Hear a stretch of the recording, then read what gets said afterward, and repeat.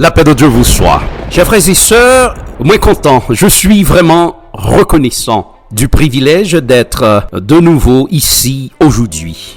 Oui, je suis content pour que je sois capable ensemble avec nous.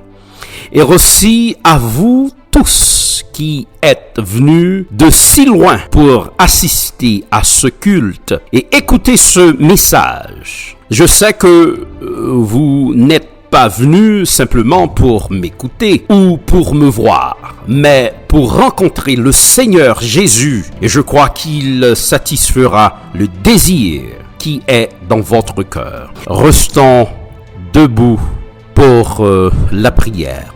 Seigneur Jésus, nous te sommes reconnaissants ce matin pour le privilège que nous avons de pouvoir venir en ta présence, dans ta maison, où ton peuple est rassemblé en ton nom. Tous sont à toi, Seigneur, et nous en remettons à toi, Seigneur. Merci, nous t'en prions. Amen.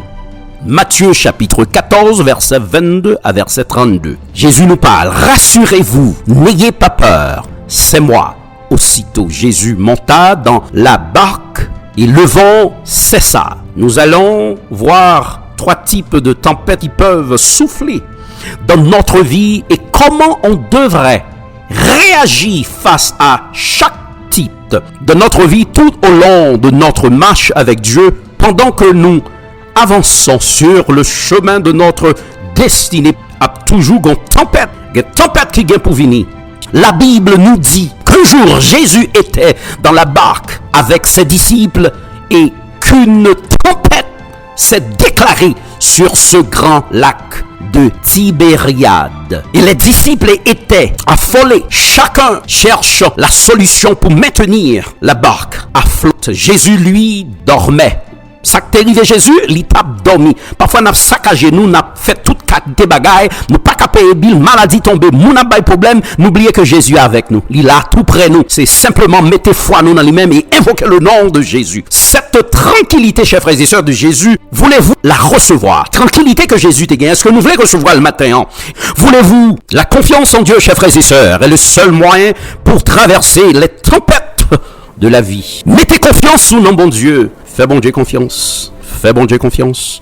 Pas mettez confiance dans pièce moun. Ce qu'il faut savoir, les tempêtes arrivent parfois suite à notre désobéissance à la direction donnée par Dieu, comme ce fut le cas de Jonas. Les tempêtes à cause de désobéissance, nous, salement pour nous faire, nous pas faire, nous désobéir. Alors bon Dieu, voyez tempête. La tempête est quelquefois le moyen que Dieu utilise pour nous interpelle. Parfois, bon Dieu voit une tempête là, parfois, bon Dieu voit une difficulté.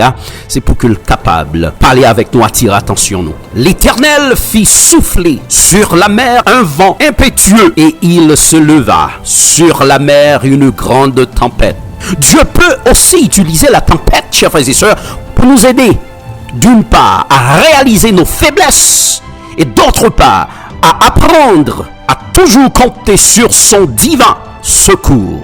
Matin, nous venons pour nous dire, persévérer, quelle que soit la difficulté qu'on trouve là, persévérer. N'importe difficulté qu'on a fait face, nous voulons prendre courage dans les tempêtes, car Dieu est là. Dans la tempête, Jésus nous communique sa paix. Vous voulez pour connaître, dans mi-temps problème, votre vie est dans la main de Dieu.